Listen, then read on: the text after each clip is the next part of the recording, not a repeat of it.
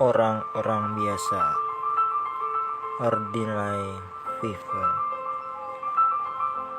Andrea Hirata.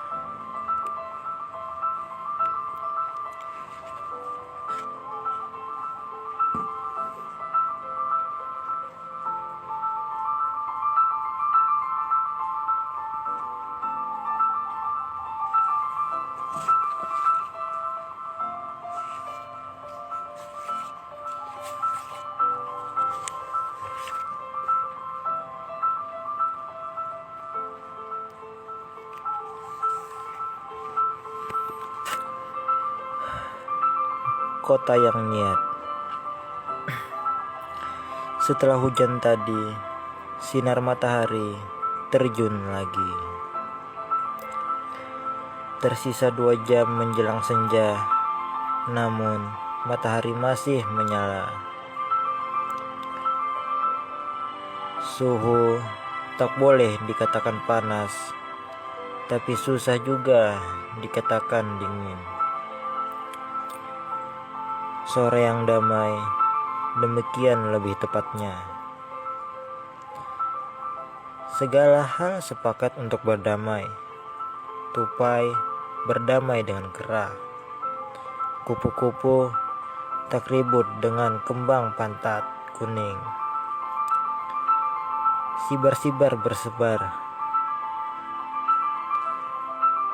Jalak tidak lagi galak. Perenjak tidak berteriak-teriak.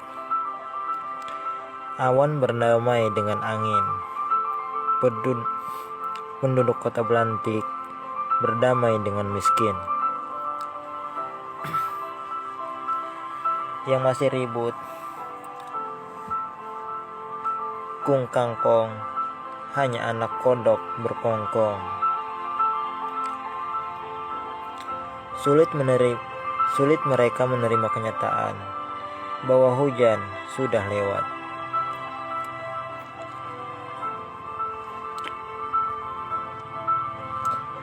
Induk-induknya susah payah menenangkan mulut-mulut kecil yang tak kenal lelah itu, bahwa hujan sudah pulang dan esok pasti akan datang. Beriak-riak air dari parit pasar yang tadi sempat meluap, mengalir deras melewati daratan toko yang sepi, lalu bermain-main di semacam pertigaan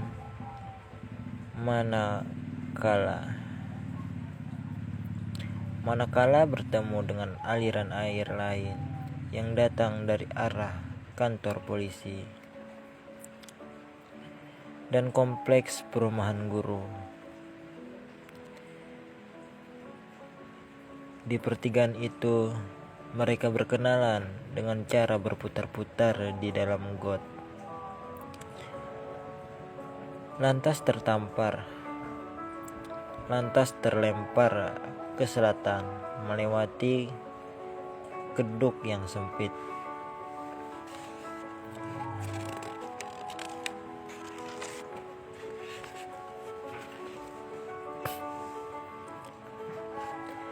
Kian lama, kian sempit. Akhirnya terjun bebas ke Sungai Linggang.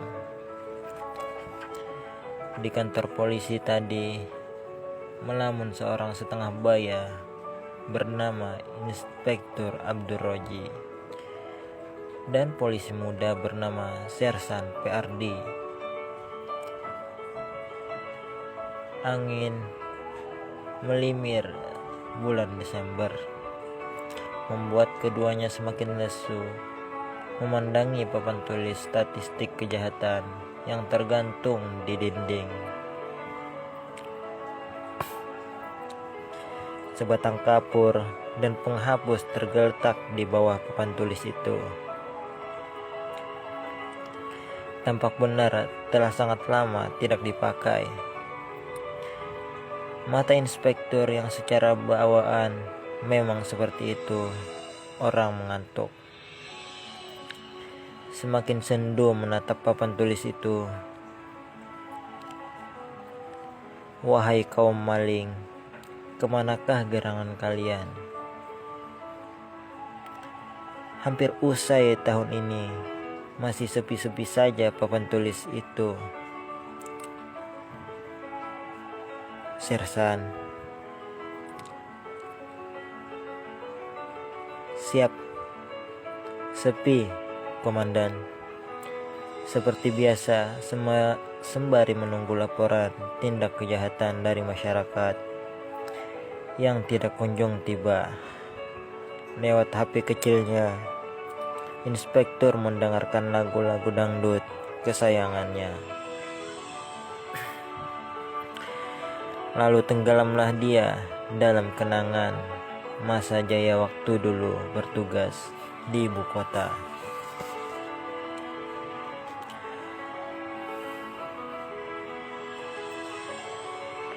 Ligas dia bergelimangan kasus perjudian, perampokan, prostitusi, dan narkoba.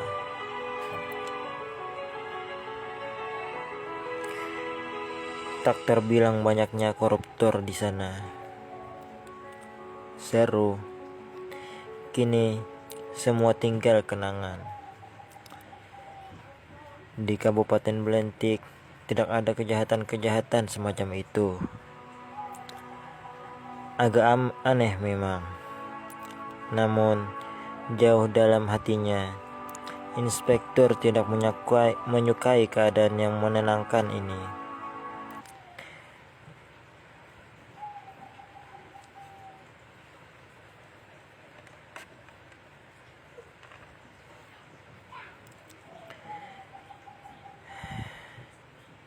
Barangkali dia dilanda semacam paradoks tanggung jawab guru.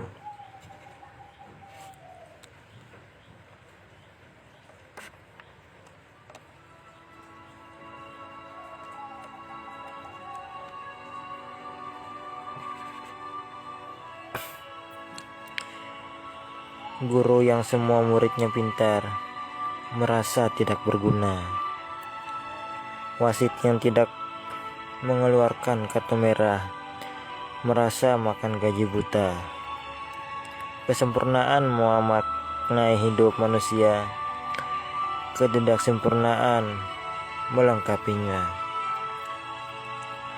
Bagi inspektur, penegak hukum yang tidak beraksi ibarat pemain organ tunggal yang tidak bisa membawakan lagu Tranjana. Inspektur merasa dirinya adalah penegak hukum yang dilahirkan ke dunia ini untuk selalu berteriak, "Angkat tangan, jangan bergerak." Tidakkah selalu sepi sesungguhnya? Sesekali kantor polisi itu sibuk juga, tetapi hanya setahun sekali, yakni saat datang anak-anak remaja baru yang baru tamat sekolah menengah, meminta dibuatkan surat kelakuan baik karena mau merantau atau mau melamar kerja. Ada 4 cara inspektur melihat dunia ini. Pertama, lewat kacamata hitam besar Syahrukan, kesayangannya.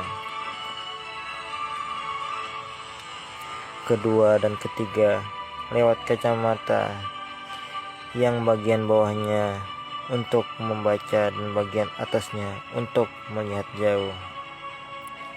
Keempat, jika dia ingin menekankan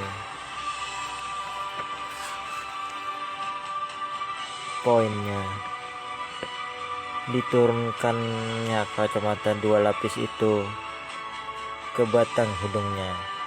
Ditatapnya langsung mata anak muda bertompang rambut mohak itu dari dekat.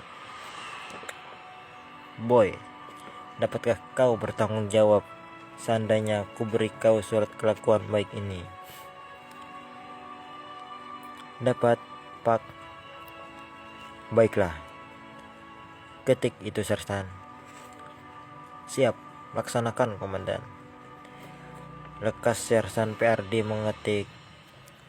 Sejurus kemudian, surat kelakuan baik menjulur dari mesin kecil yang tak pernah dibuat umat manusia.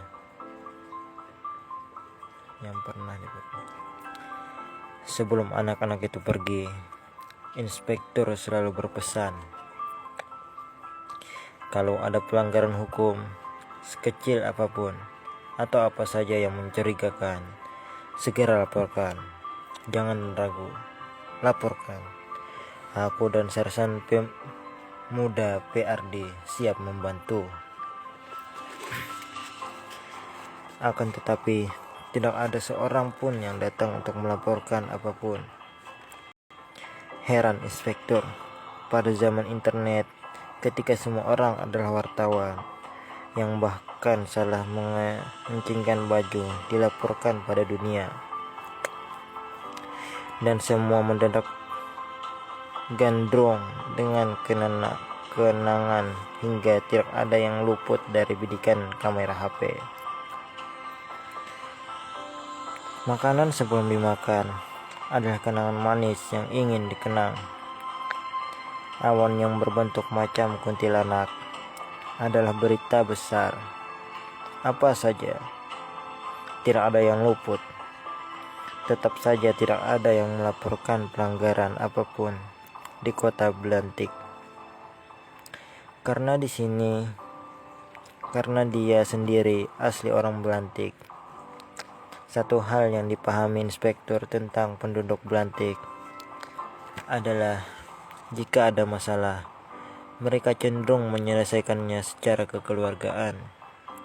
Mereka bukan orang-orang yang kasar. Mereka berjiwa humor, tidak suka melanggar hukum, dan respect pada otoritas. Jika mereka miskin, mereka bersahaja. Jika mereka kaya, mereka tidak rakus. Jika mereka tidak miskin, tetapi juga tidak kaya, mereka tidak ada. Menelaah papan tulis statistik kejahatan itu, mereka demikian yang demikian minim angkanya hingga tidak bisa dijadikan diagram batang, diagram kue cukur, atau diagram naik-naik ke puncak bukit. Barangkali tidak ada yang keberatan jika dikatakan Belantik adalah kota ukuran sedang paling aman dan paling naif di seluruh dunia. Satu kota di pinggir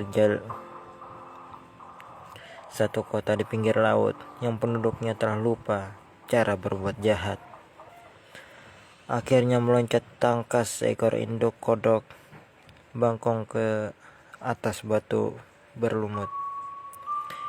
Matanya menyepit mengawasi gerak-gerik mendung. Mulutnya menggesit merapal mantra pemanggil hujan. Kung kangkong, kung kangkong.